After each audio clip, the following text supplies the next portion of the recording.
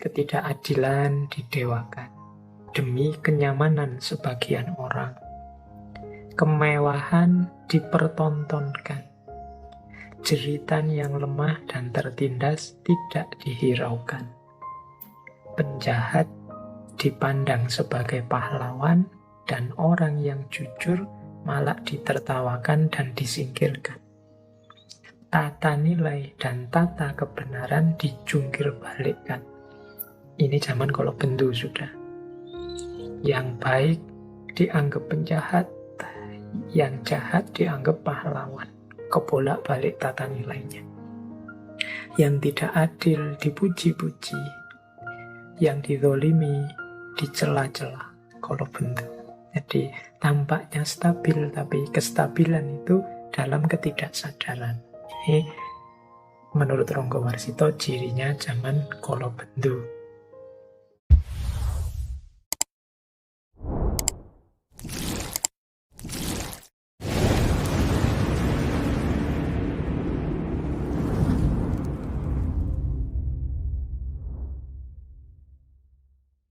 Bismillah. Assalamualaikum warahmatullahi wabarakatuh. Bismillah. Mari kita lanjutkan lagi ngaji filsafat kita. Malam hari ini kita ada di sesi yang baru. Kita lihat lagi, kalau ini yang saya sebut tadi mikro ya. Mikro itu yang untuk skala kecil, jagat cilik kehidupan kita. Sekarang kita lihat ke jagat yang besar, jagat yang makro. Seperti apakah cokro manggilingan bekerja? Kita ambil satu contoh, misalnya pendapatnya beliau Ronggo Warsito tentang perputaran zaman. Bagaimana jagat besar ini berputar. Kalau di serat Kolotido, atau mungkin teman-teman bisalah membaca serat Centini, yang di situ juga banyak mengutip pandangannya Ronggo Warsito. Jadi zaman ini berputar dari fase Kolotido, kemudian Kolobendu, dan akhirnya Kolosubo. Jadi ini sebenarnya fase-fase akhir zaman. Kalau dalam Ronggo Warsito, jadi fase-fase zaman yang berputar dari lahirnya satu peradaban, satu budaya, sampai mengalami masa-masa akhir. Nah, masa-masa akhir itu diawali dari Kolotido. Zamannya beliau, Ronggo Warsito sendiri, itu beliau menyebutnya zaman, beliau itu ya zaman Kolobendu yang diawali dari Kolotido. Jadi ada Kolotido, kemudian Kolobendu, dan nanti mengalami perbaikan saat Kolosubo. Kolotido itu zaman egoisme. Jadi ketika orang mengejar kesenangannya sendiri, kebaikan dan kebenaran diremehkan. Pembedaan-pembedaan, ini benar loh, itu salah. Ini adil loh, kalau yang itu tidak adil. Ini baik, kalau yang itu buruk. Itu sudah tidak lagi digubris. Semua orang mengedepankan kepentingannya sendiri. Nah, ini zaman Kolotido.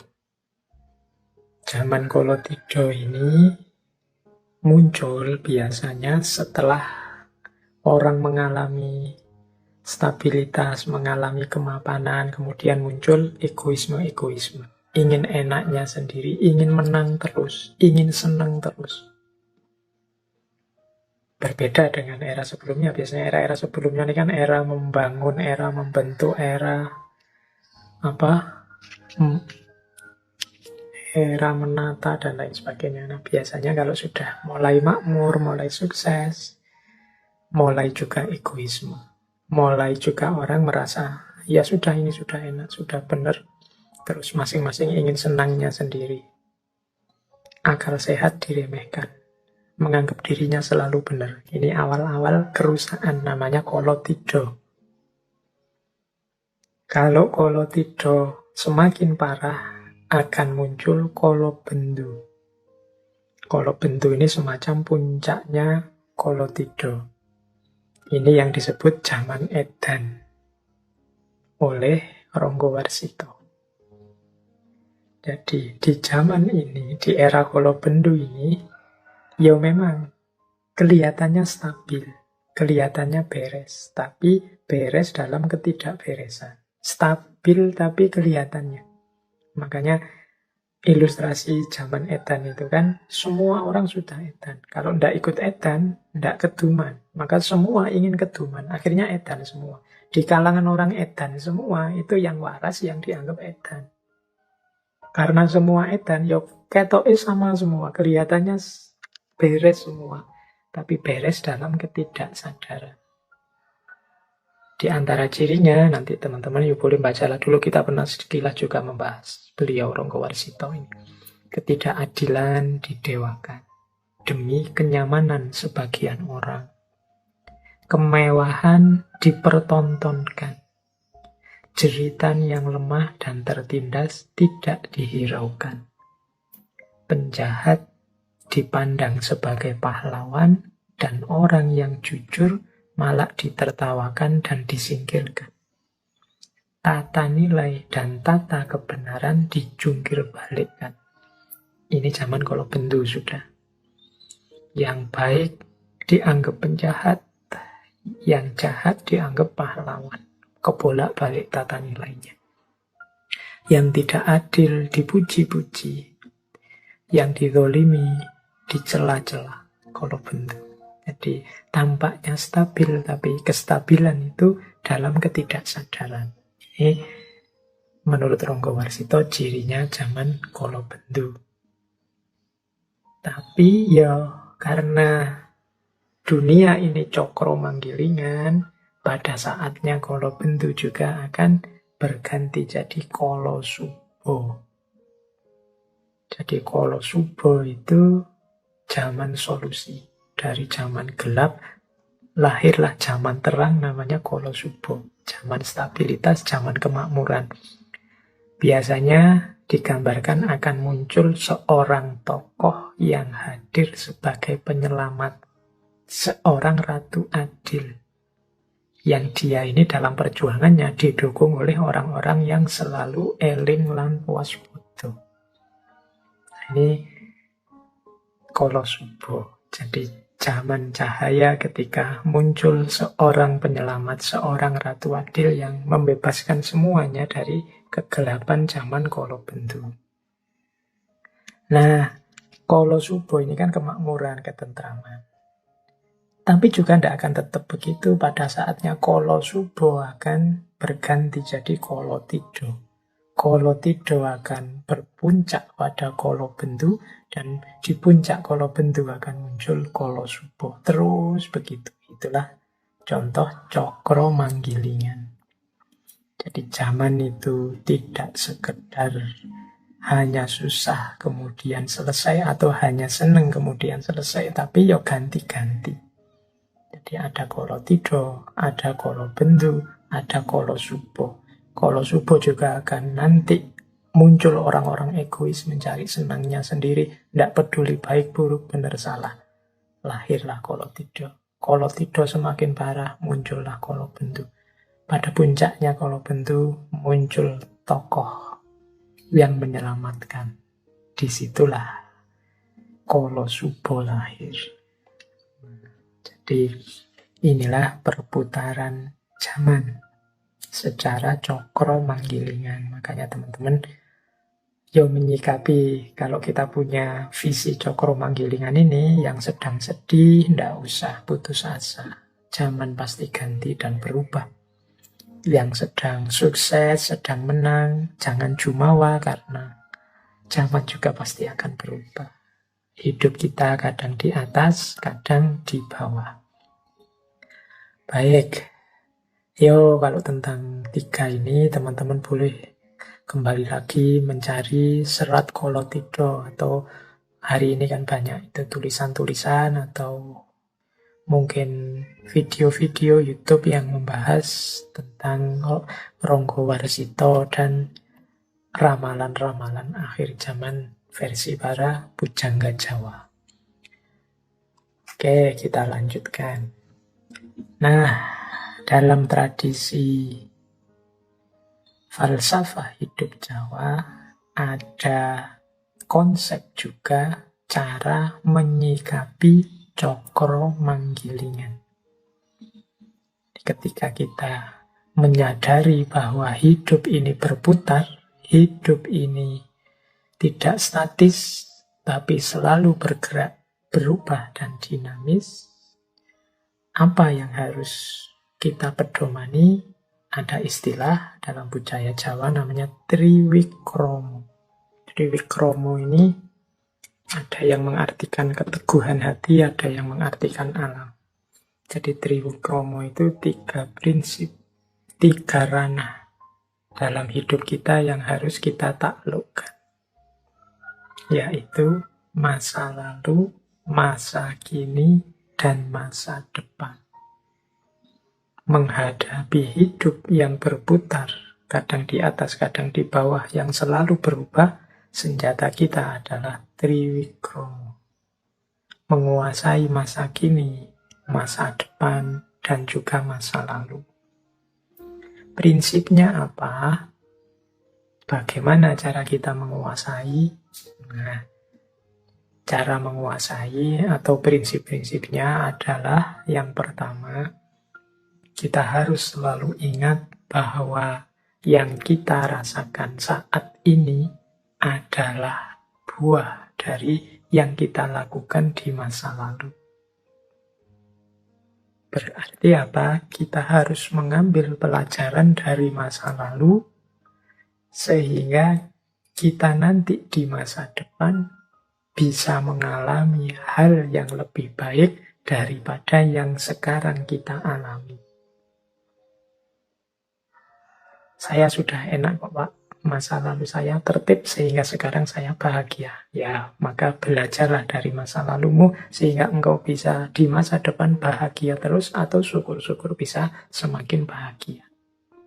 Saya di masa lalu kemarin masih ada keliru-kelirunya Pak. Ya, berarti buahnya keliru-keliru itu kan kau rasakan sekarang. Maka lakukan perbaikan saat ini biar nanti kalian di masa depan tidak merasakan buahnya keliru-kelirumu seperti yang kau rasakan sekarang. Jadi itu prinsip pertamanya itu. Ya nyambung dengan prinsip yang kedua. Kalau prinsip yang kedua, yang kita lakukan sekarang akan kita nikmati buahnya di masa depan.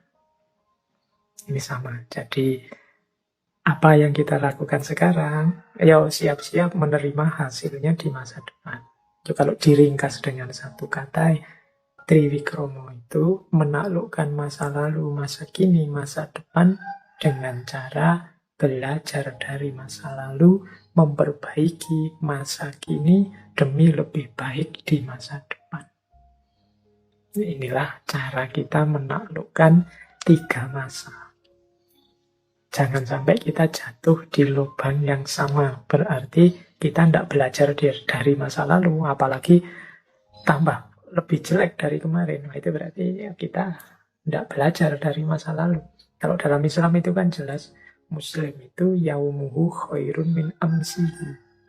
Hari-harinya saat ini itu lebih baik dari kemarin. Dan hari besok lebih baik. Harus kita pastikan lebih baik dari hari ini. Tidak boleh sama saja. Kalau sama saja kita disebut orang yang rugi. Dan kalau lebih jelek, kita disebut orang yang terlaknat. Maka ayo hati-hati mengelola masa, mengelola waktu. Waktu bisa menjadi teman kita yang paling ampuh, paling dahsyat. Tapi sebaliknya dia juga bisa jadi musuh kita yang paling menghancurkan. Mari kita taklukkan lewat Triwikromo. Dengan cara tidak sembrono, kita hidup hari ini dengan belajar dari kesalahan-kesalahan di masa lalu untuk mendapatkan buah yang lebih baik di masa depan. Jadi ini rumus pokoknya menghadapi cokro manggiling. Oke, kita lanjutkan.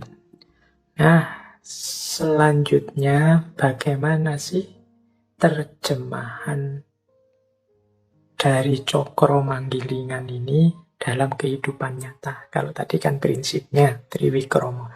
Dalam kehidupan nyata, bagaimana kita memedomani cokro manggilingan ini? Yang pertama, di kalangan masyarakat Jawa dikenal pandangan bahwa hidup kita ini adalah sumbernya berasal dari Tuhan dan nanti akan kembali kepadanya. Sangkan paraning dumadi. Jadi darinya menuju kembali kepadanya. Kalau dalam Islam teman-teman yo kenalnya innalillahi wa inna ilaihi roji. Jadi memedomani cokro manggilingan itu kita harus selalu sadar ilaihi rojiun. Ini di sesi muhasabah kemarin saya sudah jelaskan panjang lebar. Jadi kehidupan kita ini tidak selamanya. Kita akan berputar lagi kembali pada Allah. Jadi kita ini berasal dari Allah, nanti kembali lagi kepada Allah. Itu kalau dalam budaya Jawa dikenal konsep sangkan paraning dumadi. Hidup ini, kalau menurut Sunan Kalijogo kan diibaratkan seperti orang ke pasar.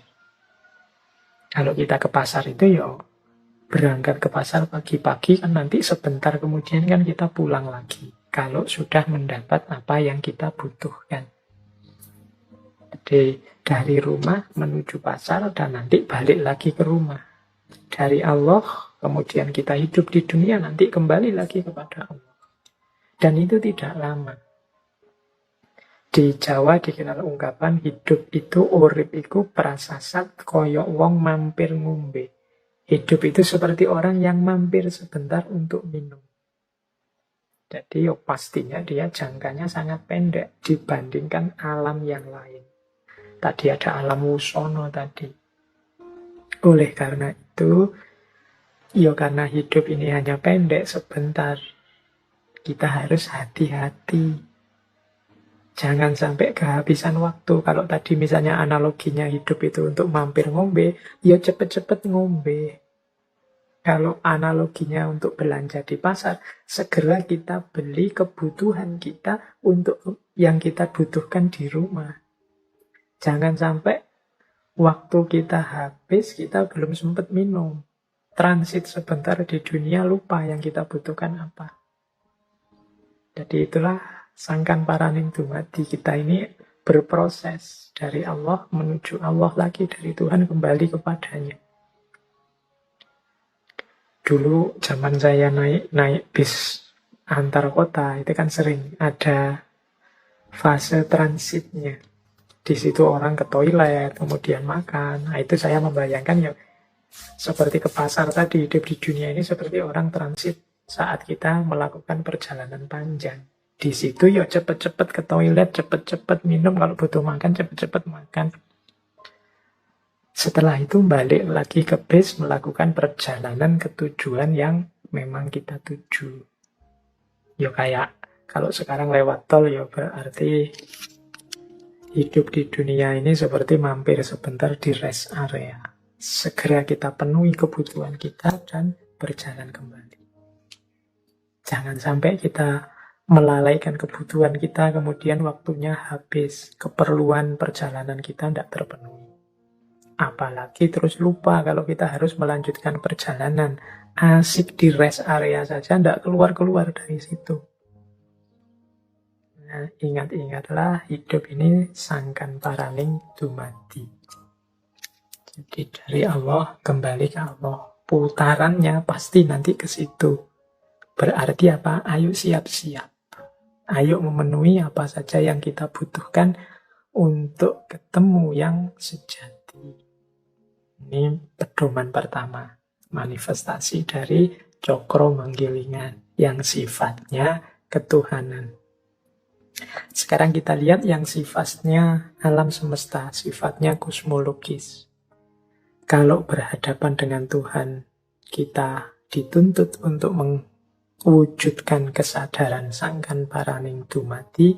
Berhadapan dengan alam semesta, kita dituntut untuk memayu hayuning bawono.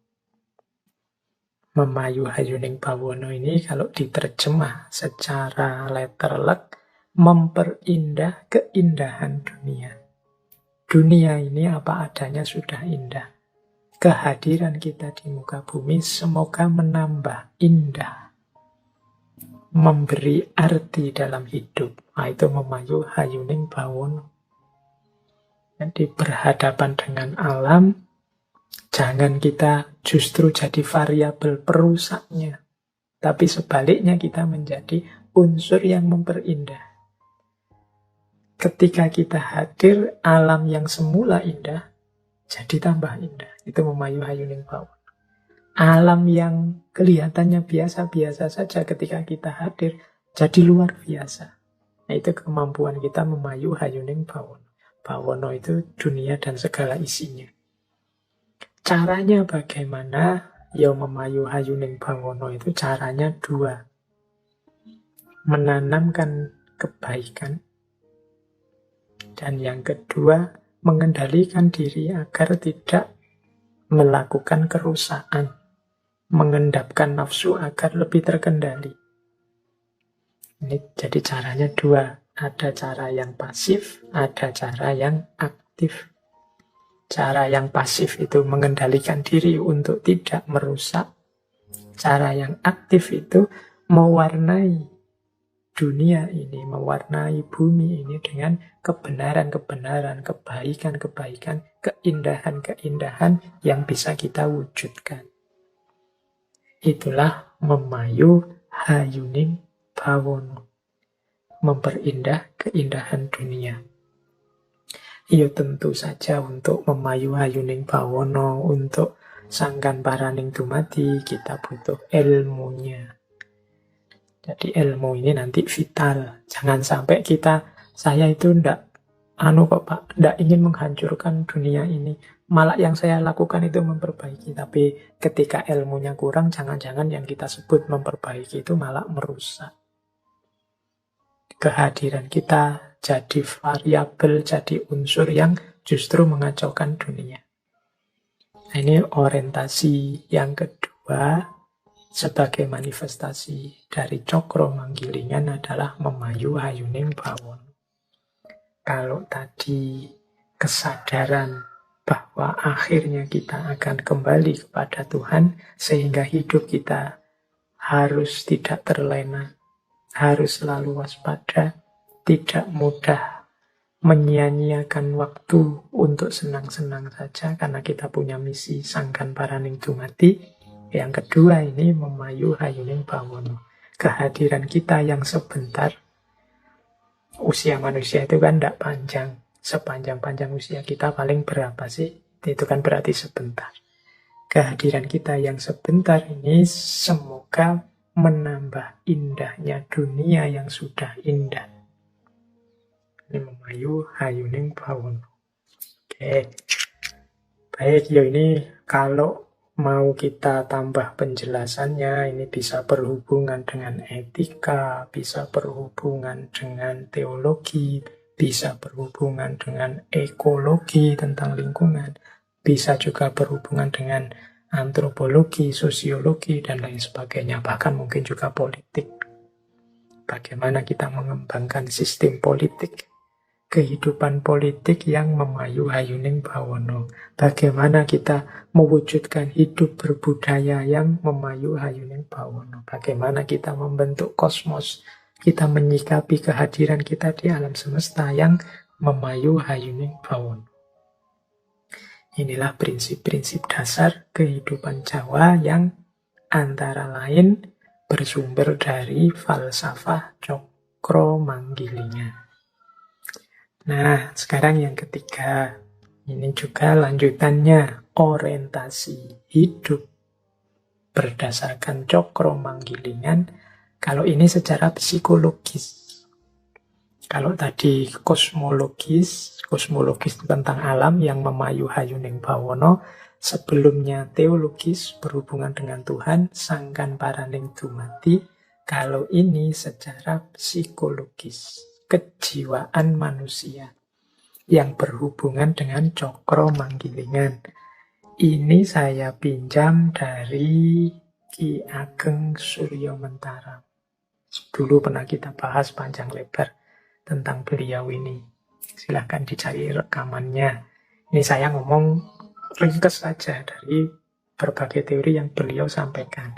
Jadi di antara pola cokro manggilingan dalam hidup mikro psikologis kita, itu adalah kita harusnya sadar bahwa senang dan susah itu sementara. Teman-teman yang mengkaji Ki Ageng Suryo Mentaram mungkin masih ingat istilah mulur dan mungkret. Jadi menurut Ki Ageng Suryo Mentaram, rasa hidup manusia sedunia ini sama saja.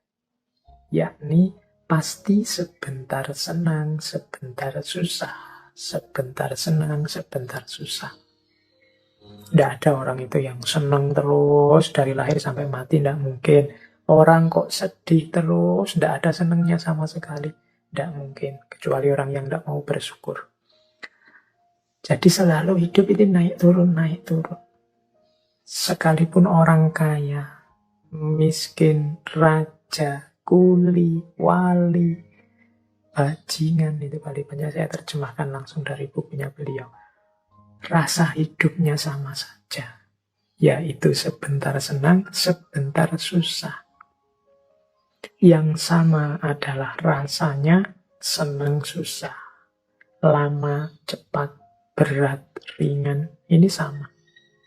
Sedangkan yang berbeda adalah yang disenangi apa, cuma itu saja yang berbeda. Ada orang yang senangnya punya teman banyak, ada orang yang senangnya punya uang banyak, ada orang yang senangnya kalau ibadah, ada orang yang senangnya kalau rekreasi. Kalau ini beda-beda.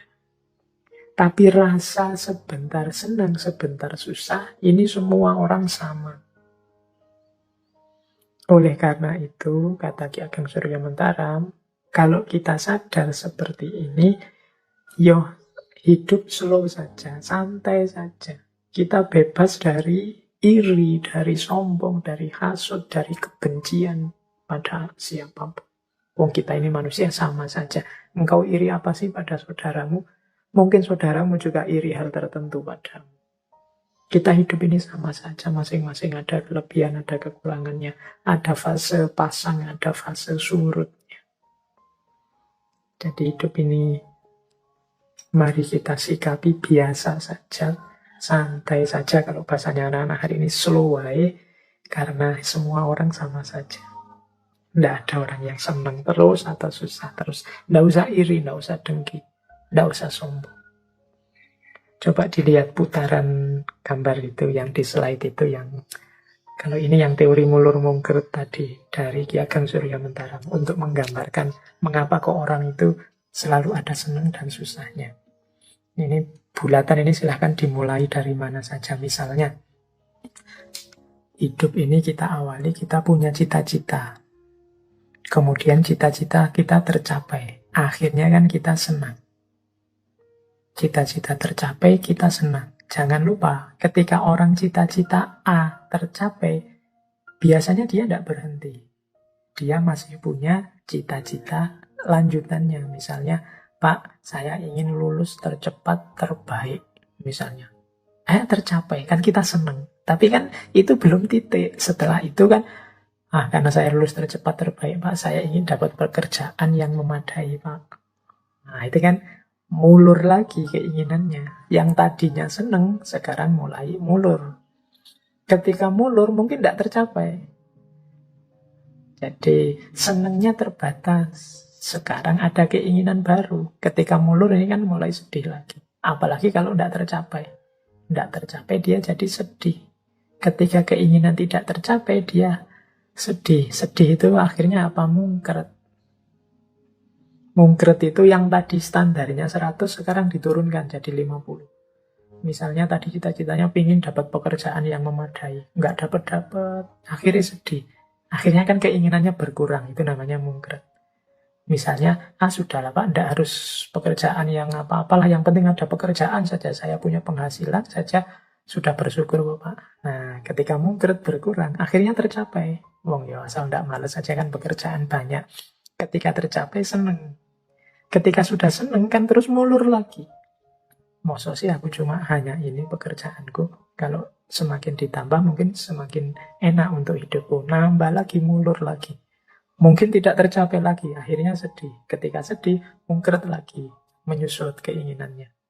Nah, ketika menyusut, tercapai, terus seneng. Ketika seneng, berkembang keinginannya. Mulur. Tidak tercapai, akhirnya sedih. Menyusut, ketika menyusut tercapai. Hidup ini ya siklus antara seneng dan susah. Dinikmati saja prosesnya, perjalanannya. Nah, ini nasihat dari Ki Ageng Suryamentara. Ini ada kalimat yang saya suka dari beliau, malam hari ini saya bawa. Kata beliau, Ki Ageng Suryamentara, di atas bumi ini dan di kolong langit ini tidak ada barang yang pantas dicari, dihindari, atau ditolak secara mati-matian. Meskipun demikian, manusia itu selalu berusaha mati-matian untuk mencari, menghindari, atau menolak sesuatu. Walaupun kadang memang tidak sepantasnya dicari, ditolak, atau dihindari.